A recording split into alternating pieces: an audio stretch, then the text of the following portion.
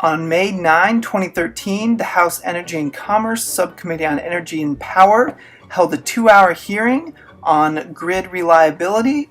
This is Natural Gas 102, and we're going to give it to you in just 5 minutes. Now, the committee background memo says this hearing has 2 topics. First, the challenges of bringing more natural gas onto the electric grid, and second, challenges of integrating variable resources like wind and solar. It's worth noting that just 2 months ago, the committee held a hearing specifically on natural gas and electric coordination challenges. Some subcommittee members are ready to be done with this line of hearing. And today, the subcommittee is holding its 3rd hearing on America's evolving electricity generation portfolio.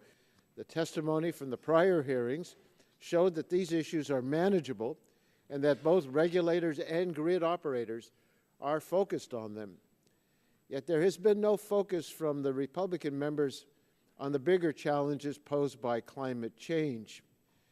That said, the committee brought in a diverse panel of 6 witnesses, all from different think tanks or trade associations, some from industry, some representing a more environmental angle. The Republican side of the subcommittee remains very concerned about the shift away from coal to natural gas and electricity.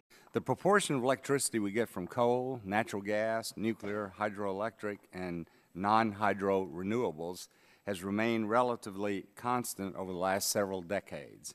However, a shift is occurring, and what is alarming is how fast the mix has changed during the past few years. Democrats see that same shift in a much better light.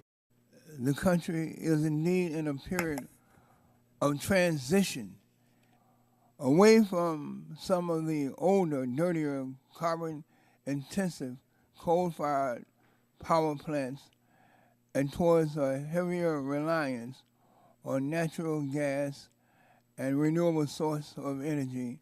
The main discussion was on the reliability of the natural gas pipeline system. There is no question that natural gas and natural gas pipelines can serve gas-fired electric power generators reliably. If natural gas continues to be chosen as a fuel for power generation, the pipeline industry is confident that it can reliably meet the needs of power customers. First, on electric gas coordination, I think it's important to point out that gas-fired generators already have as much interest and financial incentive as anyone in making sure gas can be delivered to their power plants to generate electricity.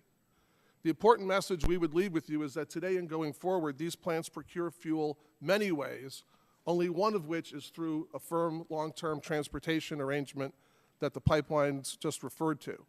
Instead, power plants today, to serve consumers of electricity reliably but well as cost-effectively, have many other options. Packaged products from producers and gas marketers, with packages that include both the gas supply and the transportation, interruptible service, capacity release, and delivery from gas distribution utilities. The industrial sector uses about 1/3 of the U.S. natural gas and 1/3 of the U.S. electricity.